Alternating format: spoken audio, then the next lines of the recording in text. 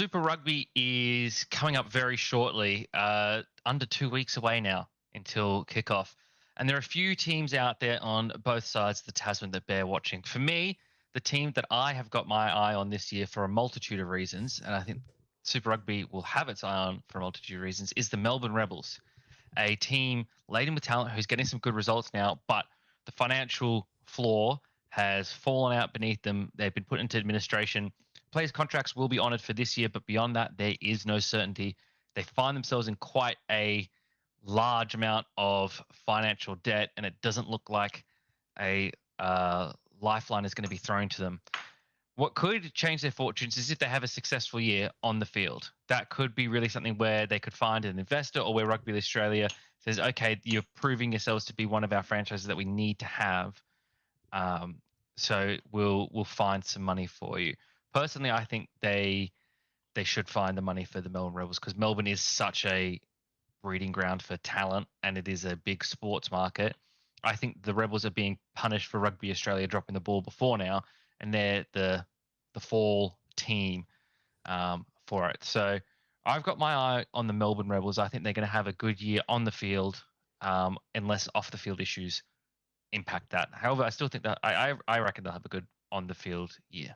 Yeah, look, they've made some fantastic signings, but as you say, it's very much a do or die year for the Rebels, in my opinion. Yeah. Like, if they can deliver some sort of result, make the finals, then yeah, you could make an argument there. If you can't, then yeah. But I think it's going to take something special to save them from where they are. If Rugby Australia and people weren't already talking about culling a Super Rugby team, which I wouldn't have been surprised if they weren't thinking about it, this has given them an excuse to kind of deliver on it. Have you heard about what one of the proposals has been that was turned down? Yes, and I like the idea of the proposal. Run us through it, Keithy. So the proposal would be a merger of Moana Pacifica and the Melbourne Rebels. I'm not necessarily opposed to this. It is a consolidation, because I think if you're going to have a Moana Pacifica side, you need to have one that's regularly playing games in those Pacific Islands. I don't think the team's there yet, unlike the Fiji and Dura. And I think if it's a way to get the Rebels to survive, and they would become known as the Rebels Pacifica, I think that would be pretty good. I think that eases some of the financial burden. And yeah, rather than just cutting a team, merging teams is a better look overall. I think it is a positive option and way out. I'd rather that than a team just being flat out dropped. 100%. And what I make of it is, I've spoken on this, Moana Pacifica lack an identity in New Zealand, because we just don't have enough people and enough support as it is to add this other team here. So as you said, if it was a Melbourne-based Pacific team, where, we saw with the Dura, who are based out of Queensland as well, play some games out of Queensland, but I think eventually you're going to end up playing all their games in Fiji with the way the world's working, with the way the rugby's working over there, with the way they're performing. I think they end up playing a lot of their games over there. I think that this could work. Melbourne-based, and play 2 or 3 games a year, home games a year in Samoa, Tonga, anywhere else over there. But what was big on this, and I'm surprised, again, it hasn't got more traction, and I think New Zealand Rugby probably will be more interested in the traction now. 65% of rugby participants in Melbourne are Pacifica of origin. So it's not like there's not the audience there for it. There's the identity there. And it's the same thing. The Rebels don't have an identity at the moment. They've just brought in, Taonao Tupou. Massive. Imagine if you put that name. Their captain's Rob Leota. Again, Pacifica background, Pacifica players. Rob Valentini, the newly crowned John Eales medalist, is from Melbourne. Exactly. Again, so it makes a lot of sense in my mind, and I think it gets some traction with the idea of World Rugby goes, we'll help you to add a US team, or we do add a Japanese-based team. It starts to make a lot more sense. How it all works, again, I'm not 100% sure, but yeah, again, Rebels do or die season for them. For, I guess, your Tars, my friend, as well, Darren Coleman in a sticky situation. There's rumours flying around. He's got 4 games to prove himself. Hasn't had a couple of good pre-season showings. Just got thumped by the Reds. yeah, hard to put much stock in preseason, but I am, as a Waratahs fan, concerned about this. It's really wild that he had a great opening season, but then hasn't been able to produce much beyond that. And you look at his resume; he's a winning coach. So yeah, I feel like a little bit with the Waratahs. Sometimes I guess the talent in the forwards isn't there and hasn't been prioritized as much. And you can see that with the signing of or the re-signing of Andrew Kellaway. It's like where our backs, we've got a decent amount of depth there. Where we need help really is in the forwards. And I haven't seen too much positive signing news in that direction, which is what concerns me really. Like that's where the Waratahs have been let down before. You've lost Hooper. You've got a fantastic gun prop there in Angus Bell. You've got Parecki there as well, who's fantastic. Jed Holloway. You've got some good pieces there, but I feel like it's the depth more than anything that is challenging for the Waratahs. So I am concerned with this season for the Waratahs. I think they will finish below the Rebels based on just these first few trial games that we've seen. I think that it'll be, and I think the Rebels probably have a little bit more hunger this season as well. Yeah, I agree. I will get into our predictions soon about standings. I still think this Waratahs team is better than the performances they put out. And again, pre-season, you can learn a lot more. The points don't matter in pre-season. So, Yeah. As my Hurricanes showed by getting thumped by the Highlanders, points don't matter in pre-season. But look, it's going to be an interesting year. Let's run through kind of our predictions, and we'll kind of stick out with a couple of players to watch, see who we see could light up the competition this year. I will go first. So in first, I believe will be the Chiefs. I think they go back to back.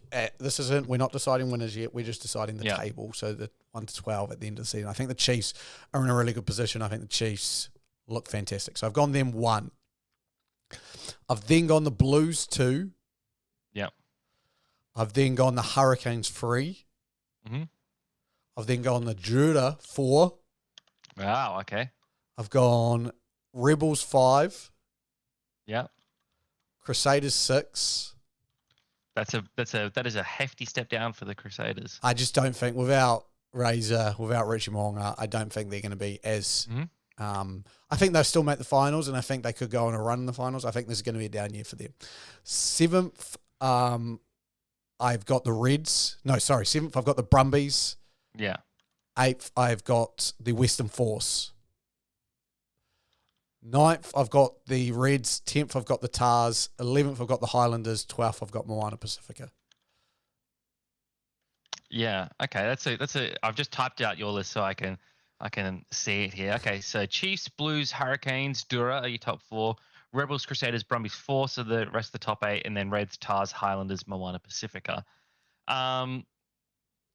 It's a good list. It's a good list. I think I have some notes though. Chiefs, Blues, and Hurricanes, I agree with you. I think will be the top 3. Dura at 4 for me is a little ambitious. I don't know if they can crack the top 4, and I think that you have to remember as well that there are certain teams that play each other more often than others as well, and I think that favors the Australian teams somewhat in terms of the end of the season standing. So I'm putting the Brumbies at 4. Putting the Brumbies at 4, then I'm putting the Crusaders, then I'm putting the Dura, then I'm putting the Rebels. So that's my 7, and then I would probably put the Reds over the Force. Then I would have the Force, then the Tars, then the Highlanders, then Moana Pacifica. So to run you through my list, it would be Chiefs 1, Blues 2, Hurricanes 3 in alignment so far. Brumbies 4, Crusaders 5, Dura 6, Rebels 7, Reds 8, Force 9, Tars 10, Highlanders 11, Moana Pacifica 12. Yeah, look, interesting. Very interesting. And I'm not, again, too far away from where you are. I think we've got a very similar top 8. Look, there's 2 teams that I jump out at me that go, they could do, like we had the Chiefs, I think, last year ranked pretty low, both of us, like 6th, 7th. I think Highlanders and Waratahs are the 2 that jump out at me on both of our lists, where if the Waratahs get on a good run early, they could beat those Australian rugby teams. Yeah. And as you said, that makes half of the point. And so that's probably why I could interchange them with the Brumbies. I don't see the Brumbies doing as well this year. Again, got their own financial issues that they're battling with. Yeah. I think they've lost Nick White. They've lost a couple of key playmakers there. I think the Force could jump up higher. I've got them making the 8, but I think with the signings they've made, there's potential Force there. could be, Force could definitely do some damage. If their signings come through for them, they could definitely be a force to be reckoned with. And then, as we said, the Rebels, as much as we both want to see them succeed, they could struggle just off the field, could just take over what they're trying to do on the field. So, look, Exactly. And again, Moana Pacifica, it's not, I think they still win some games this year. I can't see them improving enough again to go higher than 12th or 11th. Like, they're going to be a bottom dweller yet again. And again, this will start to open up those questions. Is Rebels Pacifica the right way to go? Couple of players I just want to keep our eyes on, my eyes on, your eyes on. Davey McKenzie, we've both named the Chiefs to win it. I think, again, he had a great year last year, was our MVP. Yeah. I imagine he's going to be pushing the same boat this year. Maxi Jorgensen is another one. I know you'll have your eyes closely on him. Yeah. He's recently come out and said he wants to re-sign with Rugby Australia, stay in rugby, which is fantastic news for the Wallabies. Can he take a step up and go through? Another Aussie who has looked fantastic in the trials, Hunter Paisami, who kind of fell away towards Eddie Jones' reign in the Wallabies in the green and gold. He'll be looking to have a big year, is looking very good. And the last one is Peter Lakai, Artie Savia 2.0, is for the Hurricanes. Watch out for him. If he gets a good showing for the Canes, he will do a lot of damage.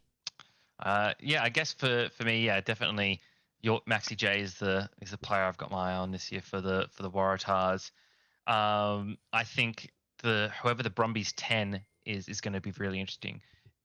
Is Noah going to reclaim his 10 spot, or is it going to be Jack Depressini?